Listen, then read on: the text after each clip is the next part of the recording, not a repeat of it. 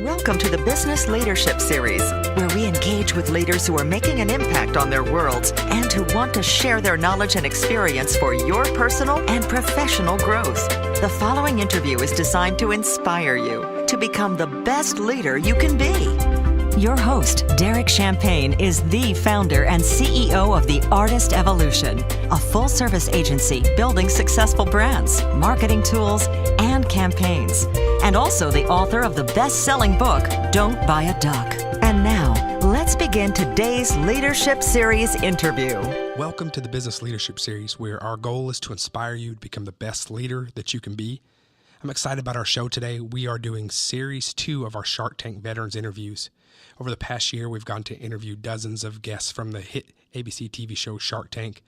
The first guest we're going to talk to is someone I've had the opportunity to work with over the past year on some other projects. You've seen him on some ABC made-for-TV movies. He's on Fox News, CNN, writes for the New York Times, the Boston Globe, Huffington Post, and has dozens of best-selling books. He's the founder and CEO of Business Ghost, and he was on Season 1 of Shark Tank. He didn't get a deal, but this guy is amazing, and he won the judges over even though they didn't do a deal with him. Let's listen to a segment of my interview with the great Michael Levin. Tell me about being on Shark Tank. I went back and watched that because I've seen every episode of Shark Tank every season because I love the show. So I went back and watched it after I had met you, and I just thought you handled yourself very coolly, and it was cool to see Damon and Mark and those guys just with the big smiles and enjoying being in your presence and talking with you. So what was that like, being on that show?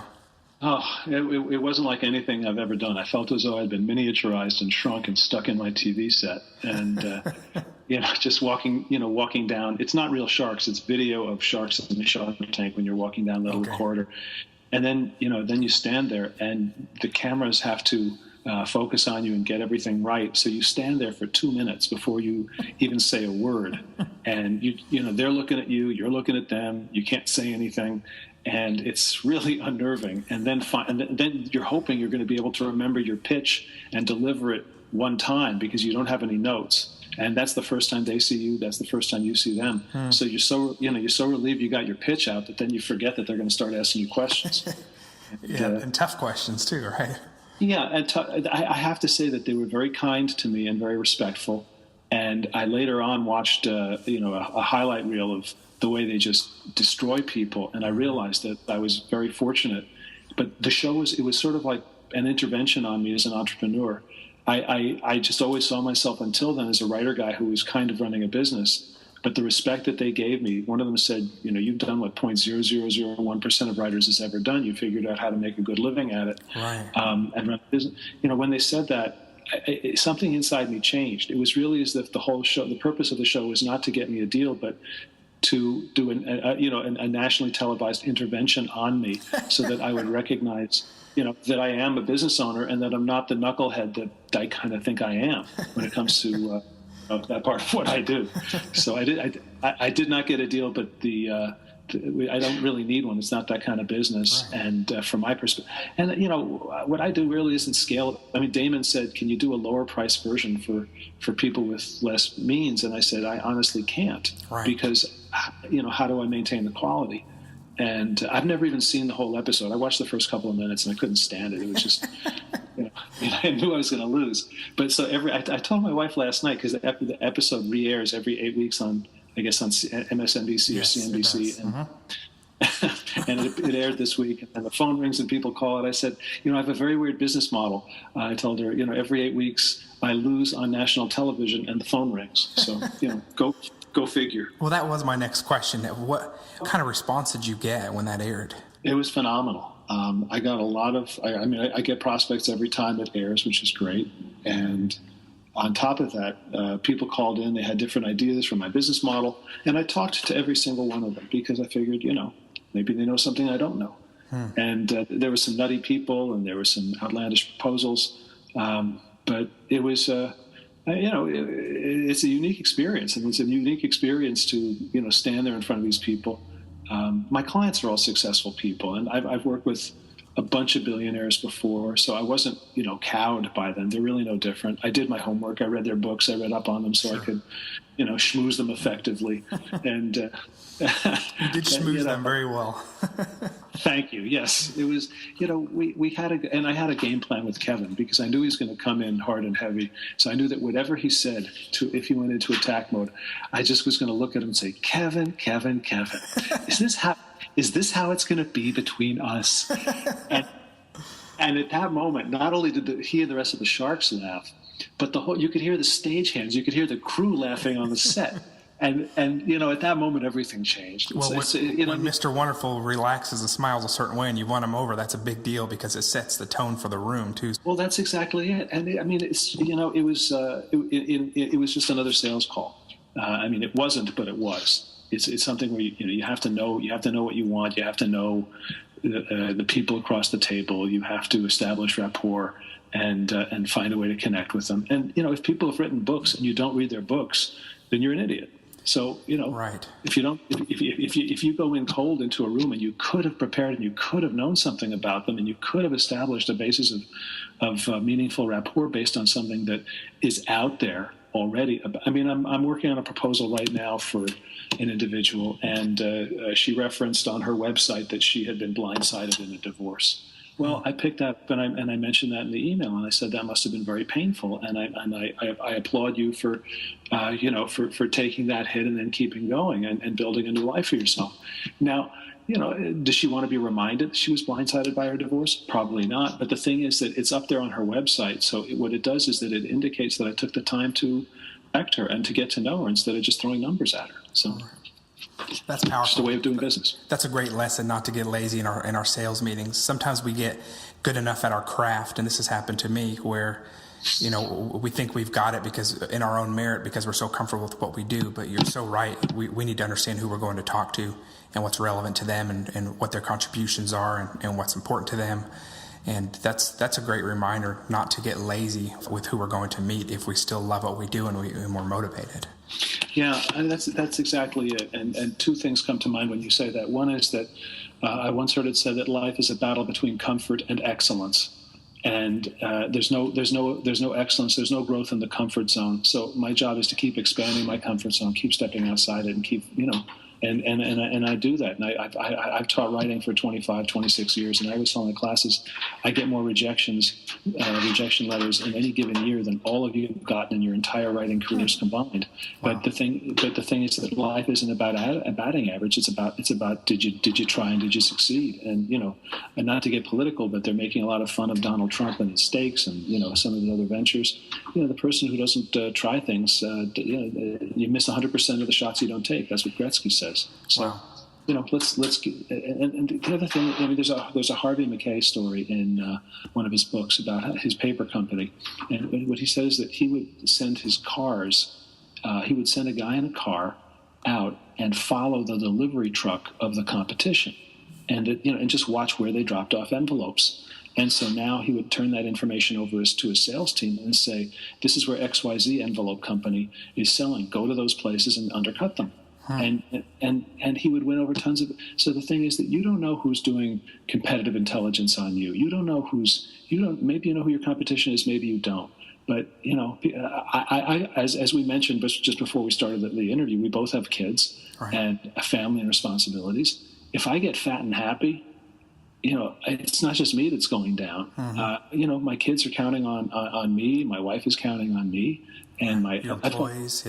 I've got 30 writers. I've got a team of 30-something people. Right. If I get lazy and fat and happy, people say, "Do you ever get writer's block?" And I say, "No, I have writer's mortgage." So it's just a question of Yes, let's not get carried away. Our thanks again to Michael Levin for being our guest. Really enjoy following that guy, and he's got at businessghost.com. You can sign up and follow his weekly muses that he shares through email, and they're never dull and they're always interesting to read. Hey, next we're going to talk with Sashen of Xero Shoes. He was on Shark Tank as well, turned down a deal from Mr. Wonderful. This guy is a sharp individual, has a great business. He was one of the top SEO guys in the world at one point in the early days of SEO, and has owned several successful businesses before he was ever on Shark Tank. Let's join in with him now and hear his interview about turning down a deal with Mr. Wonderful, and then him sharing his perspective on being in the tank.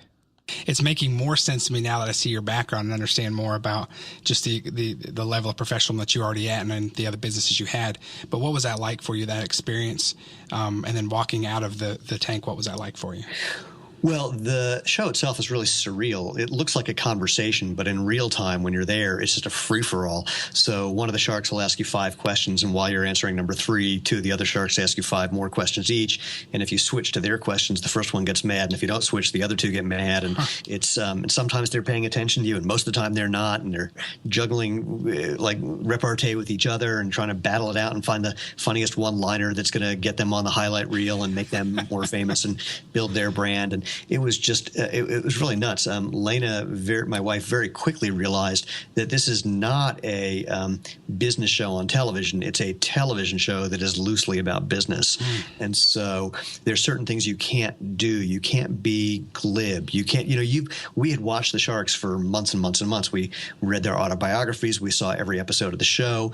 But they don't know who we are. So, that false sense of familiarity is false. Right. And you can't pretend that you know these people. Or more accurately, you have to be very attentive to not acting like you know these people because they don't know you. And the more friendly you act or the more friendly they entice you to be, the more likely you're going to say something stupid that you might say to a friend but would never say to an investor. Right. So that was an interesting thing to realize. Like, there was a joke that I like to tell. It's a true thing, but it's got a punchline. And the producers wanted me to tell it, so I did. And that is, after I got back into sprinting and got rid of my injuries by going barefoot and then in sandals that I started making that eventually evolved into Xero Shoes, I became a Masters All-American sprinter, which means I'm one of the fastest guys over the age of 50. And what that really means is for men over 50, you may be talking to the fastest Jew in the world. And it did not get that laugh. No. I wasn't paying attention. And Cuban then kind of hears it out of the back of his brain. He goes, "Wait, what did you just say?" And I said it again, and he chuckled, but I instantly realized, no jokes, because if they're not all paying attention, they could edit it. So I say this funny thing, and then they just cut to the Sharks looking at me like, "What the hell was that?" So there's all this kind of craziness that happens when you're involved, when you're in the tank. That's just different than the way it looks on the show. And a lot of these are things you're realizing while you're standing in front of them. Totally in real time. Man, wow. Totally Okay. in real time. Now, the good news for me is, again, I was a stand-up comic for a dozen years, and so that's what I do is just kind of riff on what's happening. So I was, the moment we walked out I was thrilled because that's my element. Like, let's talk to people and see what happens. Right. And that part was fun. The offer, Kevin offered us $400,000 for half the company, which was just not going to happen. We forgot that he even made the offer, frankly. And I know that some people freaked out by the fact that we turned down almost $500,000. Right. But it was just a bad deal. We knew that. We had talked to venture capitalists, bankers, people who had sold footwear companies, people who bought footwear companies, people who invested in footwear companies, and we knew what the value, the range of valuations were for those different kinds of buyers and sellers. And we walked in with a number that we were comfortable with, and we were negotiable, but we were just not on the same page. Sure. So walking out, frankly, it was just totally nerve-wracking because that how do I want to put this? That they edit the show, and we thought we weren't going to give them a whole lot of ammunition, but there's no way you can spend 20 to 40 to 2 hours, 40 minutes to 2 hours. We were in there for about 45 minutes without giving them something that they could edit into making us look insane. Sure. So there was a couple of crazy moments where Barbara said, "I hated you from the moment you walked out here. You look like my ex-husband." It's like, what am I going to do with that? So I remember that. I forgot about that. yeah, it's like I tweeted to her on the night of the show. I said, "You should have invested. I would have used some of that money for plastic surgery." So, the few, like Cuban and I got into an argument about email open rates, which was really obscure, but they could have made that look really weird. And, every objection that the Sharks had, we hit out of the park so far that at one point, Robert jumped out of his chair. You don't see this on the show. He jumps out of his chair and yells, "You have a perfect answer for every question." And I just looked at him kind of incredulously. I said, "This is our business." Right. So, but all that said, they tape more segments than they air. So, and they don't tell you if you're going to air. So we walked out of there not knowing what was going to happen next and just having to wait. And then 2 weeks before we aired, we actually took our first vacation in 3.5 years, and the last one we've taken. And we're in Ecuador visiting friends, and we get an email saying you're going to be on in a couple of weeks. Like, crap, there goes the vacation. Yeah. So, how long was it from the time you shot the show till it actually aired? 6 months. Okay. And it was great for us in every possible way. We did about 3 months worth of sales in the week following the show. The notoriety we've gotten from being on the show has been invaluable. Right.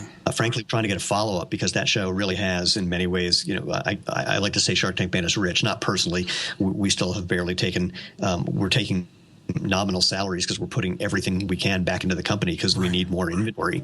So, but when we go into retail buyers, they've all seen us on the show, and so that's just been invaluable. Yeah, that's powerful.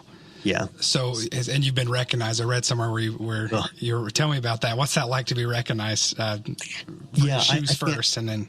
Yeah. It's a funny thing. I get recognized in two different ways now. One is people go, "Hey, you're that guy." And that happens all the time. And it's fun, actually. I mean, it's not at a level, if it was increased by like tenfold, I can imagine wanting to put on makeup and hide myself and not be seen. Right. But it's just enough that, it's entertaining. And besides, it helps business. So I'm all for that. Right. What's happened now, though, that's even more fun is people will recognize my shoes and not recognize me. And that one I like even more. That's really cool. Yeah, that's a good sign. Yeah. One of the things about Xero Shoes, I warn people, I go, just so you know, if you don't like talking to strangers, don't wear these shoes because they will stop you and ask you about your shoes.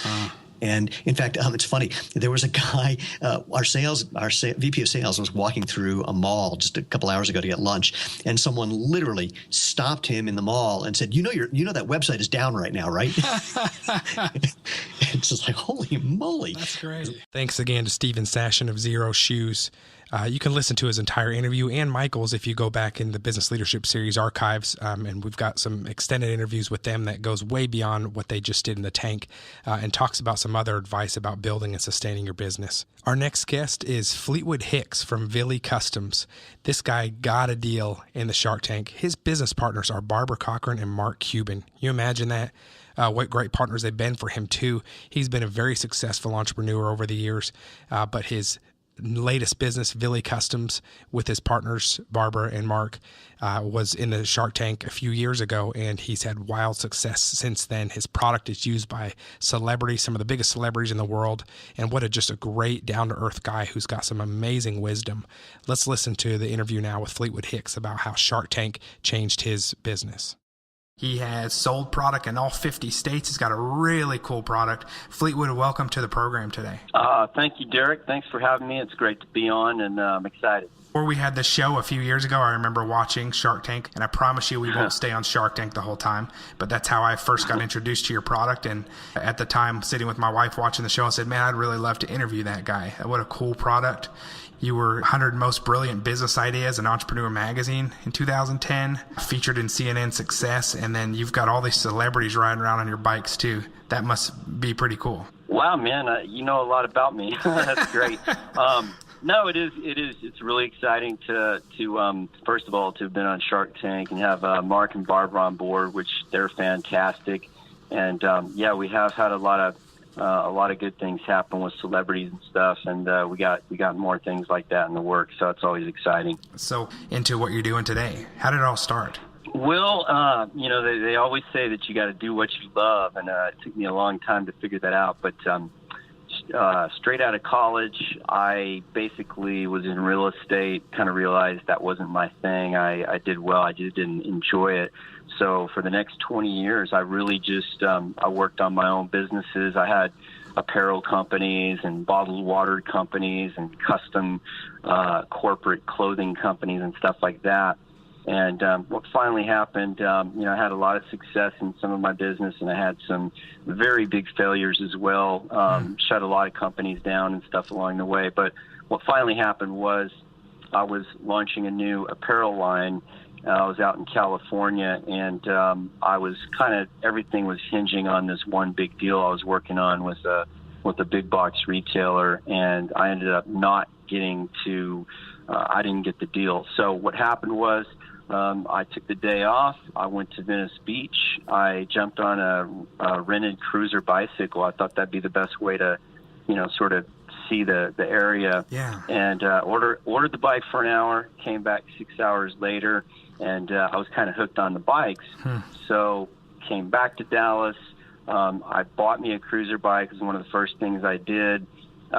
Just kind of kept riding it, bought a couple more, and next thing I know, I had about 6 cruiser bikes, and I was organizing these little rides with my friends. And then from there, my girlfriend said, you should open up a cruiser bike shop. And I was like, So I just did it, not anticipating money or anything. I just said, I'm just going to do something really for fun this time. Right. And what started out as my bike shop, it just kept going, and the creative type of person that I am, I ended up realizing that I could probably design cruiser bikes better than the ones I was buying. I was buying another brand. And but it took me about a year, and then I had to figure out a better way to sell them because I didn't really like the retail store. So that's when we created the website where you could design your own bike, and then that's how it all happened. I love your brand. To me, it's a lifestyle brand that's just Thanks, man. Very cool. But how long did it take you? I love hearing that you were an entrepreneur already. I mean, those of us that are entrepreneurs, and several of our listeners are, we've under our belt have some failures and some successes. And so those listening might be in one of those two modes right now. But when did you realize I'm onto something here that's really scratching this entrepreneurial itch, and I think I'm onto something big? Yeah, well, the first thing I did, Derek, and I want to say to the listeners, anytime that you do something where you're combining something that doesn't really seem like it goes together, I find that it usually works out. So for me, opening up a beach cruiser bike boutique in Dallas, Texas, we don't have a beach within 5-6 hours of here. So that was the first thing. So I got noticed really quick because the only bikes that we were selling was cruiser bikes, and we don't really have a beach here. So I started getting a lot of notoriety, but when I really knew that we had something good was when we started designing our own bikes. And what I did differently than what the other brands out there do is I started putting together combinations of colors that people don't normally do, because normally when you see a bike, it's like solid red with like black tires and silver rims or whatever. So we started mixing and matching and taking like green fenders, putting them on a blue bike, and then like an orange chain guard. And it sounds kind of weird, but it got people's attention real quick. So once I started noticing that people were like, wow, what kind of bike is this, and I really like how these look, that's when I realized we had something good, and I had to find a better way to get it out there instead of just in the shop. You know what I mean? Right. So tell me about scale of a brand like this. What you don't have to give me all the details, but what did you hit any challenges that you weren't expecting as far as technology or customization for your website? And what did you have to overcome both of those? what did you have to overcome that you either weren't expecting or was kind of a monster that you might be able to give us some light on how you overcame it? Yeah, I think the big thing for us, and I think for anyone, is like you can have a great idea, a great product, but you got to find a way to sell it, So for me, it was switching from having a little, beach bike boutique to having an online store where I could sell worldwide. How am I going to get the word out? I know I got a great product, but how are people going to know about my product? And I mean, here we are 6 years later, Derek, we're still working on that all the time, but it's really been, finding a way to sell the bikes also with my product, because we have so many parts and so much customization. It was the inventory, the actual always being able to have those parts ready and being able to get the bikes ready in time, because people don't mind waiting 3 weeks for a custom bike, but you start getting a lot longer than that, and people don't want to wait. They just want to go out and buy it. So we've had a lot of challenges, but in innovation, you're always going to have that. So yeah, and that's a great point. Is consumers will wait for something custom, but we're very impatient in general, and we'll only wait so long even for something custom. Yeah, and I want to say one other thing about that. This is what I've learned, which is really funny. But if you're making a custom product, people actually appreciate the fact that they have to wait, as long as it's not beyond a certain point. Because there's a couple times in the early days where we'd be really slow, and like we'd get a bike out within like a day or two, and I would literally get calls from the people kind of complaining, like, how on earth did you custom make this bike so fast? They almost didn't believe us, you know. So we've really found that, you know, that perfect time slot is kind of like 2 to 3 weeks, and that's about how long it takes anyway. So. Okay. And so are you in retail shops as well? No, we sell direct to the consumer to try to, you know, give that customization, which costs more, to try to pass that savings along. And we also sell our bikes, which is an incredible part of our business. We do a lot of corporate fleets of bikes for huge companies. So, you know, that we sell also direct to them, or sometimes we sell through, you know, they'll have like advertising reps or, you know, marketing companies, promotional companies that work through them. So, but primarily, yeah, we do everything direct. I saw a note on you where said you didn't know what Shark Tank was when you got the call. I got a kick out of that. Because the word entrepreneur is so popular right now, and it wasn't a long time ago, but it's just such a big buzzword now, especially with shows like that, which I love, with all the venture capitalists and the investors and things like that. There's just a lot of opportunity. Kickstarter, there's so many ways for funding to be achieved more quickly, and to achieve market penetration more quickly, and so many more ways to distribute with online and digital and social media options. But I thought that was really cool that you had no idea what Shark Tank was when you got the call, and then you got 2 rock star partners out of it. So any highlights that stand out to you about your experience when those around you found out you were doing the show, or when you got on there, did you start to realize that it could, what a big deal it could be for helping propel your brand? Yeah, you know what was funny was, because a lot of times you try out for the show, but we actually we got a call because they had seen an article that was written about our company.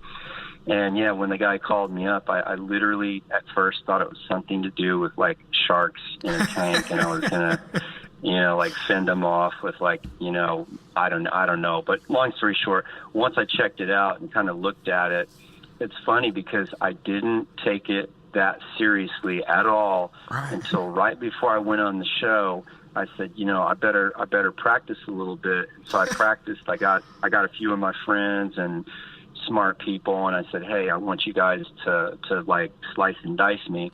And I videoed it, and when I videoed it, it was absolutely the most embarrassing performance ever. Thank God I did that, because it allowed me to kind of see what I was saying and how I looked and everything like that. And I went back and really got serious about it, and that's what saved me on the show, because I was pretty prepared. Yeah, I recommend anybody going on Shark Tank. People call me all the time who are going on there, I think, just because I've been on the show, and I think they do that with a lot of contestants. But I always tell people, man, you better video yourself and you better practice a lot. Wow. So tell me about, I know you've got Golden State Warriors, Klay Thompson, you've had Sean Payton, head coach of the New Orleans Saints, buy some bikes. Tell me about Ellen DeGeneres. Oh, that was a great one. Yeah, we actually, they had been after us for a couple of years to give our bikes away. But when you go on the Ellen show, you have to give away bikes to your product to every single person in the audience. That's part of the deal. So we packaged it together. We did a deal with Folgers, and you know, Folgers comped all the costs of our bikes, so we were able to do that. And Ellen was great. She allowed our bikes to be the first and only product that she's ever autographed. So we had her signature on all of our bikes, and that was really cool. We've had Julianne Hough, who's a big celebrity with Dancing with the Stars, and we're doing Jamie Foxx right now. Wow. Trying to think. We're also doing the Dallas Cowboys bikes, which is huge. That's cool. So. Yeah, so as time goes by, we're getting more and more stuff like that. That's so cool. I love it. I'm really happy for you guys. Love the vibe of rent. Tell me about the dog. Oh man, well we're now on Billy number 3, but my first Billy was the start of it all. Yeah. We lost him to he got cancer, and then my second dog, we had another health issue with him, so we're on number 3. But my dog comes to work every day with us. He's definitely keeping an eye on things. He keeps everybody in a good state of mind around here, and he gets to do a lot of like TV stuff and magazine shoots, and he's a big part of it. So people really love the dog. Being a dog brand, you just attract so many animal people, which I think are the best people in the world. Right. So we got a great customer base because of the dog. So what are some of the biggest lessons that you've learned as far as in your growth, as far as taking a brand like this and the journey you've been on? For entrepreneurs or for those out there listening who have recently started a business, it's their passion, what advice comes to mind for you that you might share with us? I think the top three for me are, you got to love what you're doing, and I said that earlier. But I mean, if you don't, there's no way you're gonna stick with it and get through all the hurdles. So number one, you better love what you're doing. Number two, before you put too much time and effort into it, you better figure out how you're going to sell it. Not is it good or do I like it or people like it, but how exactly am I going to sell this product? And then number three, got to be very resourceful, especially if you're a startup, especially if you're using your own money or whatnot. You've got to be smart. You cannot waste money on the things that we like to do, fancy offices and stuff like that. So I literally, for the first year and a half, I really didn't take a salary or anything like that. So I'm a big believer in trading when you can. We trade our bikes all the time for different things that we need, and save a lot of money that way. So that's my three tips right there. Love what you're doing, be resourceful, and what was the other one? Know how you're going to sell it.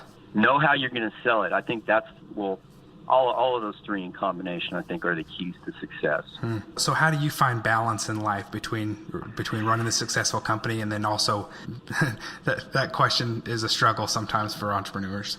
It really is. What I've been able to do, Derek, and it's taken me being an entrepreneur for such a long time. I used to be the guy that was working 80 hours a week, and I never did anything fun, and I was really into that whole career end of it. But as I've gotten a little bit more seasoned, I've really learned that if you're going to grow the company, you got to be willing to delegate the things, especially the things that either I'm not good at or I don't like doing. So you got to hire good people. You got to be willing to let go and trust those people, and I think that's another key. Getting good people. There's this real smart guy that I always consult with, and when I was starting out, he was saying, the most important thing you can do once you got your idea up and going and funded and everything like that, you can hire a person who does the work of half of a normal person. You can hire a person who does the work of a normal person, or you can hire the person that does the work of 2 or 3 people. And if you can hire that person that does 2 or 3 people's work, you can have, a lot more profitable company. So everything that we do, we all bust ass. We do 2 or 3 people's jobs, but we have fun doing it. And it's key to get people like that. You have to go through a lot of people to get the right ones. If they're not a superstar, get rid of them, move on, replace them. And I've in 5 years, we've probably replaced 30 different people here at Billy Custom. And, really just the last, I'd say, year and a half, we've really got like a great team, everybody just on point, Wow. You've got a bunch of rock stars now. Yeah, we do. So don't try to pull anybody away from us. We're lucky. So how do you maintain focus with all the entrepreneurs we have? There's so many ideas run all the time, some good, some bad. Yeah. How do you maintain focus on what your core is? Yeah. Number one, everything that we do, because everybody's pitching you ideas, what about this? What about that? We keep very diligent and our focus on, is it going to make us money? What is the ROI in doing this? Because we've made so many mistakes and wasted so much money along the way trying different things. Right. So you really focus on, okay, what's the payback on this deal? If the payback isn't obvious, it's not there, and we don't see it, I'm sorry, we're moving on to the next thing. But beyond that, our focus at Billy Customs make super quality, very unique custom cruiser bikes, and that's it. That's why we don't go into mountain bikes or road bikes or three-wheelers. People are always trying to get us to do that, and I'm always like, no, this is what we do. We do, so, your question is my answer. We focus on really what we love, which is the cruiser bikes. That's great. That's a great focus to keep from getting distracted.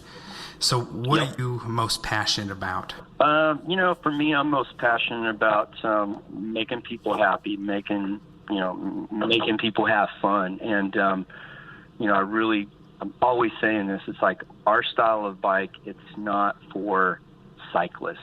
Cyclists is only about 8% of the population, the guys that, get the fancy shoes and the helmet and all the gear and the $10,000 bike, whereas our bikes is for general queue public, Betty and Joe, jump on the bikes, go slow, pull over, have a margarita, drive around, see the sights and sounds of wherever you are, and really just kick back, have fun.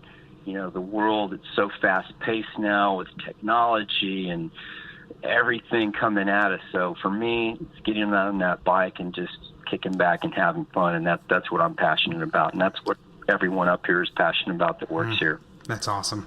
So you've got so many exciting things coming up, but is there anything else you've yet to accomplish that's on your bucket list, your wish list, that you would want to clear some time for and do? I think, for company-wise, we really, we want to get superstars helping us, because these influencers today is really what can take your bike brand, or your lifestyle brand to a whole nother level. And so we want to become a little bit more of a lifestyle brand, not just bikes. And hopefully some of these big names that we're really trying to get on board with us is going to help us. So I would say that becoming a little bit more of a lifestyle brand, selling apparel, soft goods, and other things, that's one of our big goals. So I'd say that me as a person, just travel more and enjoy seeing things I haven't seen before. So just a couple final questions. You've got our listeners out there. Maybe they're in transition. Maybe they're in a C-level job, or they're in a cubicle, or maybe they've just launched on their own. What do you want to tell them about the satisfaction in life and following that entrepreneurial itch that they may be having? Sometimes, it's really hard, especially if you've got a lot of responsibilities and, you got to make X number of dollars and whatnot. But I think anybody, we live in such a great country to where it doesn't matter, if you've got a good idea and you're willing to put in the hard work, I believe that anybody can do it. I'm a very average person. I mean, it's not like I made good grades and I wasn't really good at anything, but, I've always thought of ideas that I think are cool or that I like, and I've been able to put it together. So if I could do it, pretty much anybody can. I really believe that. And I talk about that all the time with people. It's like, if you've got something that you're really wanting to do, you got to go for it. You only live once, right? Yeah. Is there anything else you want to share with us today? Man, I would just say exactly what you were just talking about. If you got a great idea, just go for it. Find a way. If you've got a good idea, you can sell it. You know what I'm saying? You can get the people on board with you. If you don't have the money, or if you don't have the know-how to do it, but you got a great idea, you could sell it to people out there. People got to don't be shy about it. Just go for it. Yeah, and there's so many resources now, as we talked about earlier, from Kickstarter and other campaigns. And if you've got a good idea, there's like you said, there's people that will be interested in it, and there are resources out there to launch it. Absolutely, man. You can sell anything if you believe in it hard enough. So, thanks for being our guest today. Oh, for sure. I want to encourage your listeners, go to VillyCustoms.com. I promise you, if you go there, you're going to find a bike that you want. You're going to want to start building yours. I've seen 3 or 4 that I love already. I pull up the website. It says, "Where's yours?" I love that. And I see a Coca-Cola bike here too. That's pretty cool. There you go. Hey, and also I want to say that's Villy with a V as in victory. And if they footnote your show, Derek, we can score 20% off on any custom bikes. Wow. I want to offer that to everybody listening. So Thank you so much. That's very generous of you. I really appreciate that. Hey, 20%. That's our friends and family. So just mention this, email us, and we'll take good care of them. Awesome. Villy Customs, that's VILLY Customs.com. Man, thank you again to Fleetwood Hicks. Thank you to Stephen Sashen and Michael Levin for being our guests, for being friends of our show. And we appreciate the wisdom that you've shared with us. Again, go back and listen to in the archives of the Business Leadership Series on iTunes or on Podomatic or even on the businessleadershipseries.com. And you can look at the full interviews from them and from 50 plus other guests, including Shark Tank and The Profit and other shows. Hey, we'll be joining you again next week with our Series 3 with other great interviews from our Shark Tank guests where they're talking about their experience as well. We'll talk to you next week. You've been listening to the Business Leadership Series, where we engage with leaders who are making an impact on their worlds and who want to share their knowledge and experience for your personal and professional growth. This interview was designed to inspire you to become the best leader you can be.